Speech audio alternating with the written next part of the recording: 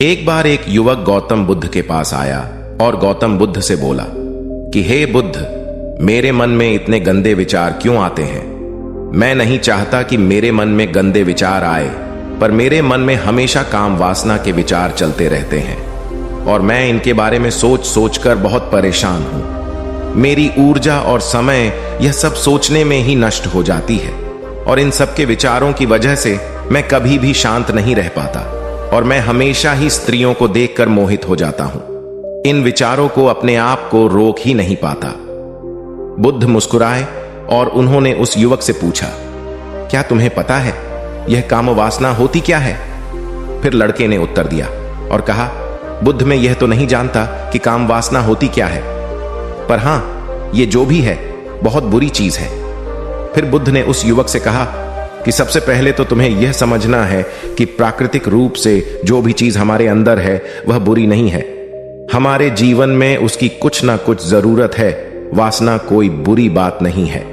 यह तो हमारे मन की एक भावना है जो हमें किसी ना किसी चीज की कमी का एहसास करवाती है और फिर हम उस चीज को पाने के लिए उस चीज की तरफ आकर्षित हो जाते हैं। जैसे अगर तुम्हारे पास धन की कमी है तो तुम में धन पाने की वासना उत्पन्न हो जाएगी। तो वासना कुछ और नहीं, बस एक प्रकार की कमी है जो कि एक प्रकार की जरूरत का एहसास है, और जब यह जरूरत शारीरिक हो तो हम इसे काम वासना का नाम देते हैं। युवक ने गौतम बुद्ध को कहा कि बुद्ध, मुझे काम वासना का मतलब तो समझ में आ गया, पर आप मुझे यह बताइए कि यह आती कहां से है और कैसे आती है। गौतम बुद्ध ने कहा कि काम वासना कहीं से आती नहीं है, यह तो हमारे अंदर ही होती है और इसका होना तो जरूरी भी है, तभी तो मानव जाति का विस्तार होगा। युवक ने कहा, जब यह हमारे अंदर ही है और जरूरी भी है तो फिर लोग इसे गलत क्यों बोलते हैं? बुद्ध ने कहा कि यही तो समस्या है। लोगों ने काम वासना को गलत तरीके से सोच लिया है। इसे छिपाने की, दबाने की कोशिश करते हैं। काम वासना गलत नहीं है, बल्कि काम वासना का गलत तरीके से प्रयोग करना गलत बात है। लोग जिससे प्रेम करते हैं बस उसी के लिए जीने लग जाते हैं, उसे पाना ही अपना लक्ष्य बना लेते हैं और उसी के बारे में हमेशा सोचते रहते हैं, पर यह सब गलत है। बुद्ध ने युवक से कहा, क्या तुम्हें पता है जानवरों में भी काम वासना होती है? युवक ने उत्तर दिया, हां बुद्ध, जानवरों में भी काम वासना होती है, क्योंकि जानवर भी तो आखिर अपनी पीढ़ी को आगे बढ़ाएंगे। बुद्ध ने कहा, तो फिर हम जानवरों की काम वासना को गलत क्यों नहीं कहते? युवक ने कहा, मुझे नहीं पता महात्मा, आप ही मुझे बताइए। गौतम बुद्ध ने कहा कि जानवर अपनी काम वासना का प्रयोग आनंद प्राप्ति के लिए नहीं करते, वह तो सिर्फ संतान उत्पन्न करने के लिए ही काम वासना का उपयोग करते हैं। जानवरों को प्रकृति ने इतनी समझ नहीं दी कि वह काम वासना को अपने सुख का आधार बना सके, जबकि मनुष्य अपनी समझ के बलबूते पर प्रकृति में पाई जाने वाली प्रत्येक वस्तु को अपने सुख के लिए प्रयोग करता है। हम इंसानों ने ही काम वासना को अपने सुख का साधन बना लिया है, जबकि प्रकृति ने तो हमें अपने वंश को आगे बढ़ाने के लिए दिया था, लेकिन इंसानों ने इसे अपने जीवन का परम लक्ष्य बना रखा है और इस तरह से काम वासना का भी लगाम हो जाना गलत है। युवक ने पूछा, महात्मा जी, ये काम वासना हम पर हावी क्यों होती है? तब गौतम बुद्ध ने कहा कि सुनो, अब जो मैं तुम्हें बताऊंगा उसे तुम ध्यानपूर्वक सुनना। काम वासना का सारा खेल तुम्हें समझ आ जाएगा, तुम्हें तुम्हारे सारे सवालों का जवाब मिल जाएगा। बस तुम्हें ध्यान से सुनकर समझना है। एक बार की बात है, एक आश्रम में गुरु और उनके शिष्य रहा करते थे, जो रोजाना आश्रम के बाहर स्थित गांव में भिक्षा लेने के लिए जाते थे। उस आश्रम का एक शिष्य जिस गांव में भिक्षा लेने जाता था, उस रास्ते में एक नदी पड़ती थी। एक दिन उसने देखा कि एक लड़का पेड़ के पीछे छिपा है। वह उस लड़के के पास गया और उससे जाकर बोला, भाई, तुम इस पेड़ के पीछे छिपकर क्या देख रहे हो? लड़के ने कहा, अरे तुझे नहीं दिख रहा कि मैं क्या देख रहा हूं? तब शिष्य ने नदी की तरफ देखा तो वहां पर कुछ लड़कियां पानी भर रही थीं। वो लड़कियां 14-15 साल की होंगी। तब उसने उस लड़के से कहा, अरे भाई, वहां पर तो लड़कियां पानी भर रही है, इसमें छिप कर देखने वाली क्या बात है? तब वो लड़का शिष्य की तरफ देखकर उससे कहता है, अरे पागल, तुम्हें दिखाई नहीं दे रहा कि कैसे यह परियां नदी से पानी निकाल रही है? जरा उनकी अदाओं को तो देखो, उनके कोमल शरीर को देखो, उनकी पतली कमर को देखो, और उनके बाल उनकी कमर पर कैसे लहरा रहे हैं, मानो सुंदरता बिखरी पड़ी हो। शिष्य ने फिर नदी की तरफ देखा और इस बार वह इससे देखता ही चला गया। उसे किसी भी बात का कोई डर नहीं था, लेकिन अब वो छिपने लगा और उन लड़कियों को देखने लगा। और जब वो छिपकर उन लड़कियों को देख रहा था, तभी वह अचानक अंदर से कांप गया और उसने कहा कि यह मैं क्या कर रहा हूं, मैं जो कर रहा हूं वह सही नहीं है, मुझे यहां से चले जाना चाहिए। और फिर वह जल्दी से वहां से चला गया। वो आश्रम पहुंच जाता है। आश्रम जाकर वो अपने कार्यों में लग गया, लेकिन जो अब भी वह देख कर आया था वहीं उसकी आंखों के सामने बार बार आ रहा था।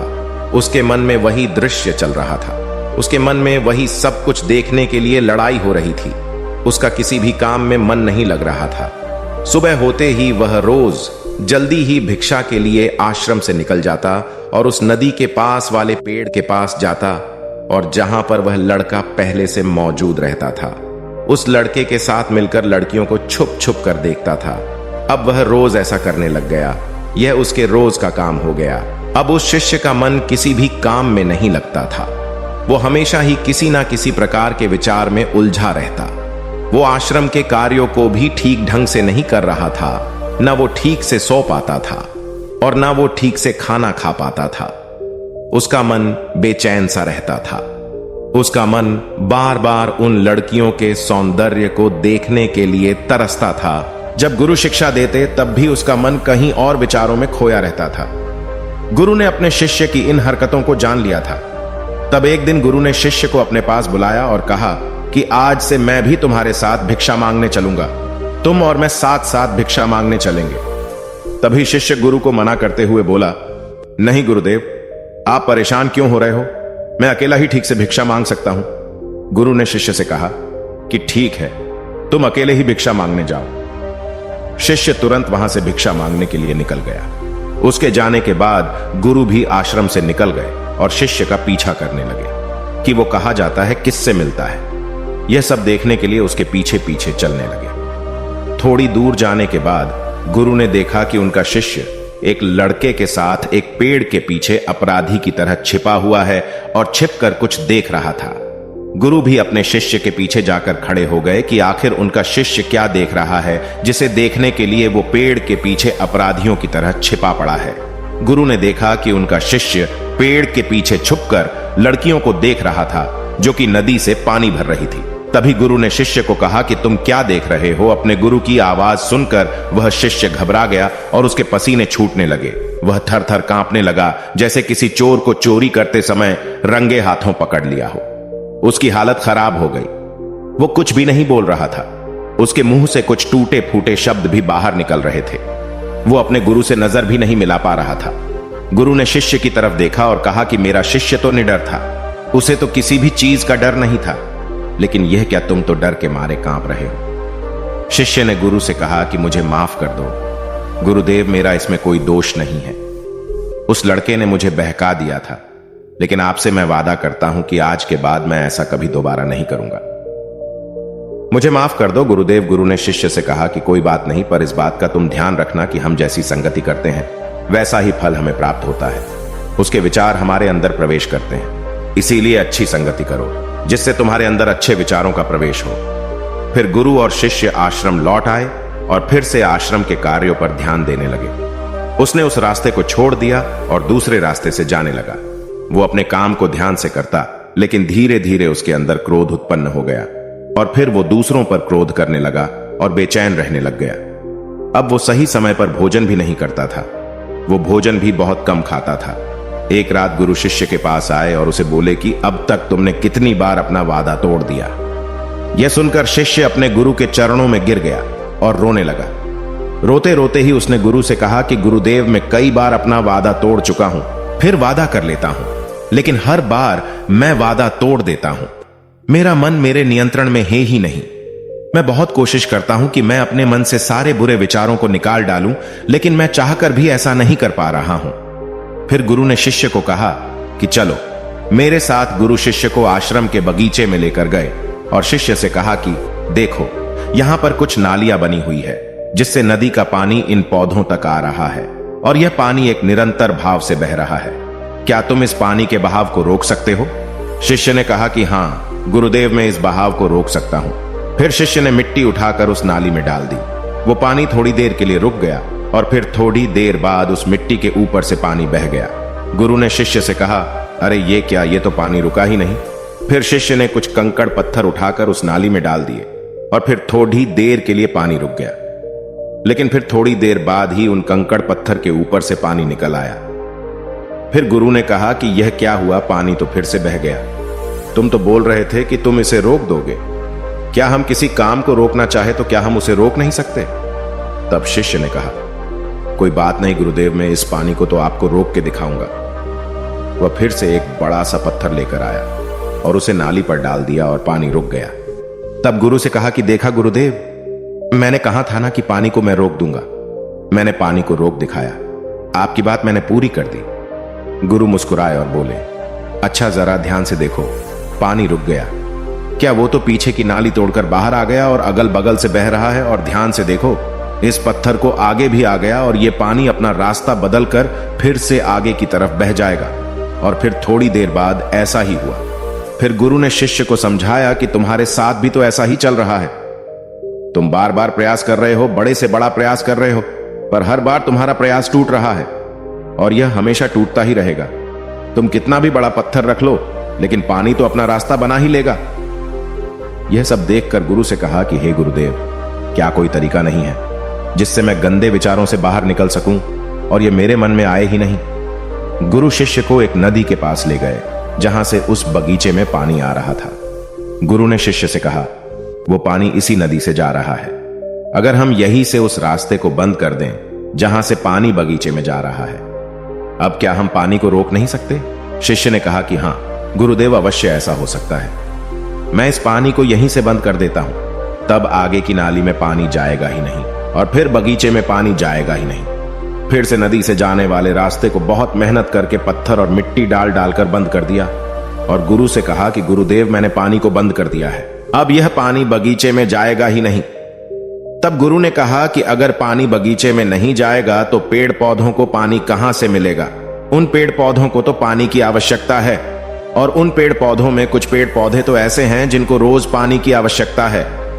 वह तो मुरझाकर मर ही जाएंगे, उनका क्या होगा? पानी तो हमें खोलना ही होगा। शिष्य ने गुरु की बात सुनकर वापस नदी से जाने वाले पानी का रास्ता खोल दिया। तब गुरु ने शिष्य से पूछा कि अगर हम इस नदी के पूरे पानी को बगीचे की तरफ मोड़ दे तो क्या होगा? तब शिष्य ने जवाब दिया कि गुरुदेव, वहां पर जितने भी पेड़ पौधे हैं वो गलकर नष्ट हो जाएंगे, वहां पर कुछ नहीं बचेगा।